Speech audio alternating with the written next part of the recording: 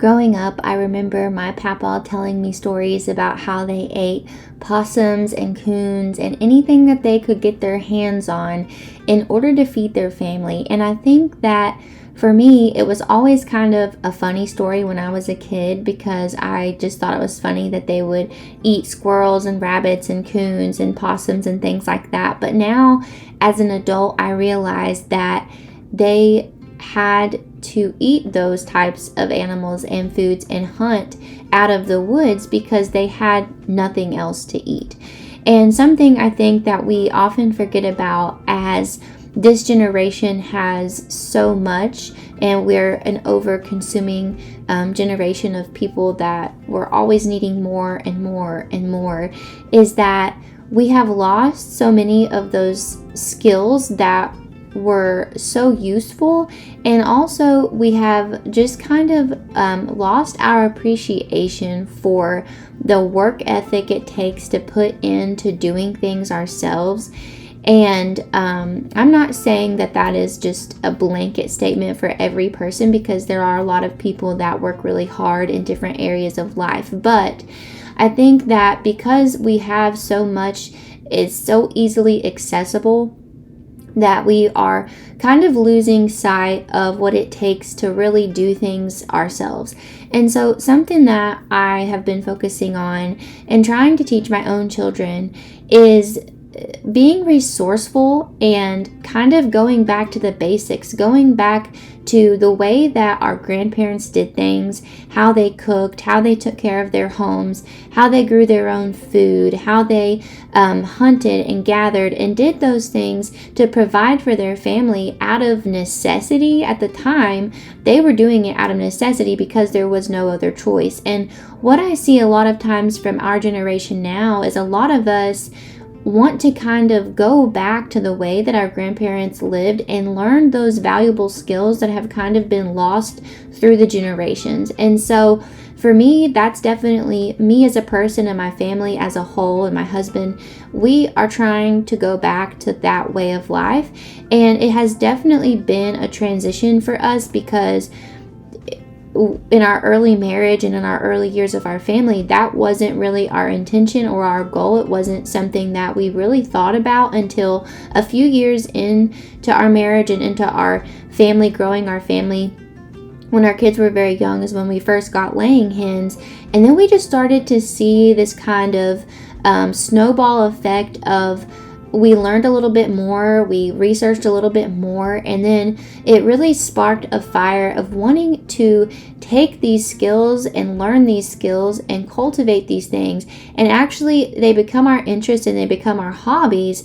And they are things that we enjoy, but they're also very useful things to know and learn. And so I want to help pass that on to our children, to other people, and it's something that I'm so very passionate about. And so today's video is just about getting back to the basics, and we're just discussing some of those basic things that we can do within the walls of our own home to help us have a lifestyle where we're maybe not just so reliant on the easy access to everything. And don't get me wrong, we definitely have convenience things as well, and we don't live completely off grid or anything like that at all. But I am trying to learn how to do some of these things that my grandma did the way that she did them, and I think that they're very valuable skills to learn.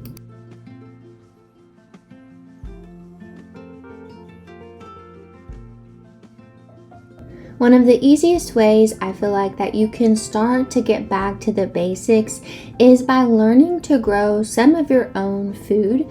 So even if you don't live in an area where you can grow a really large garden or supply your family with enough preserved garden produce for a full year's time, I think some of the easiest steps that you can take is to get some containers and some potting soil and some plants or seeds and start growing tomatoes or cucumbers or some beans, just some smaller things, some squash, zucchini, things like that that are very easy to grow, and they don't require a ton of room to grow, and you can easily grow those in a pot.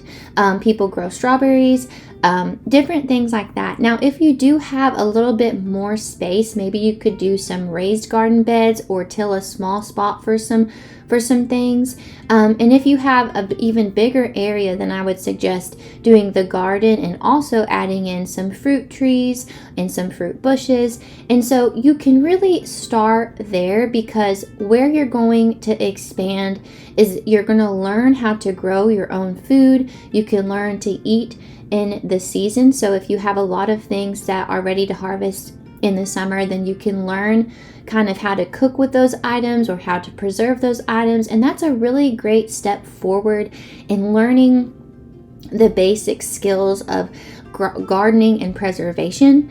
And then the second set of skills, or the getting back to the basics, I think the second step I would take would be to find a way to raise your own meat or source your own meat. So the first thing that we did as a family was my husband started deer hunting. And so in the fall here in Kentucky, he would go out and he would get a deer, and we would get the deer processed, and then we would eat on the deer all a long time before we needed to actually go buy any beef. So that was a really affordable and easy option for us as a family where we live, because we are allowed to deer hunt in the fall here. And so even if me and Dave both wanted to go out and deer hunt, we could. Usually it's just him, but that was the first step that we took. If you don't want to deer hunt, you're not able to, or whatever, then you could source out some really good locally raised beef or chicken or pork or all of the above. Here where we live, there are a lot of different options for that. I know that's not likely in a lot of other places, but maybe you could drive a little bit of a ways and stock up on a large amount, and then get yourself a good deep freezer and kind of have that on hand, because I think those are the first two steps in order for you to be able to really cook from scratch. And so having the garden allows you to cook in season and preserve for the winter time. And then having the meat allows you to already have that in the freezer. So that's not something you have to get from the store, and it's something that you have easily on hand. And then the third step of getting back to the basics is really just learning those basic cooking skills, like making your own bread, or what you can do with certain vegetables, whether that be steaming, sauteing, roasting, all of those different skills, just basic cooking skills. And so as I've learned over the years, just the simple basic cooking skills, that's really helped me when I'm preparing dinner, because I'll throw a salad together, I'll throw some vegetables in the oven to roast, and then I'll make up a side of a bread, and then I'll have our meat, however I make that, whether that be like meatloaf or roasted chicken or chicken and dumplings or pinto beans and ham hock, just anything like that. Very simple food. Back in the day, what our grandma and grandpa ate was very simple food. I feel like we have just overcomplicated recipes and overcomplicated food so much that it's kind of become overwhelming, and you feel like you have to have a recipe for every single thing that you're cooking. But when you're cooking food from scratch and you're cooking whole foods, it's actually very basic techniques for that. So just like, for example, I'm making some air fried potato wedges. As simple as you can get. Wash your potatoes, cut them, put some oil on, season with salt, pepper, herbs, and you air fry them for 20 minutes, and there you go. So it doesn't have to be complicated. You don't have to have a lot of different ingredients in order to have a good fresh meal from scratch. So that's something that I just want to share.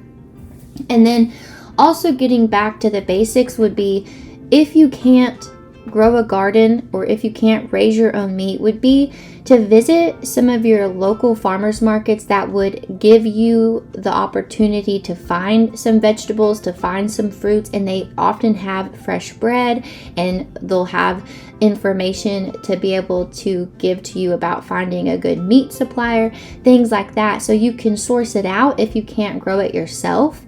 And then getting back to the basics as well would be, if you're able to, you have the space, you could get a few chickens and then supply your family with some eggs. We started with chickens. We lived in a subdivision. We got a very small coop, and we had like 4 or 5 laying hens, and that was it. And so we started supplying our family with eggs. And so that was another step forward for us. So we did the deer, we did the eggs. And so those are just some of the first steps that we did to get back to the basics of how our grandma and grandpas used to live. For me, I really did have to learn how to cook. I wasn't a great cook when my husband and I got married. I probably couldn't even make a grilled cheese sandwich.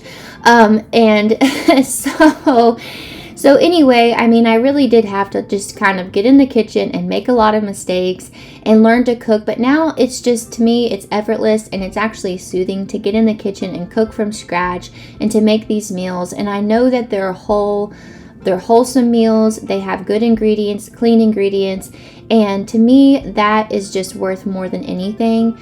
So instead of being overwhelmed by getting back to the basics, just take it one thing at a time and do what you can to move forward. So that's really where I'm at with it. Those are the steps that we have taken as a family that have really helped us to start being more self-sufficient and to do things ourselves. I'm sure I could go into more detail, but those are just some of the steps that we have taken. Thank you all so much for being here with us today. We so appreciate you following along. If you would like to watch more videos like this, please like and subscribe to our channel. Have a wonderful, wonderful day.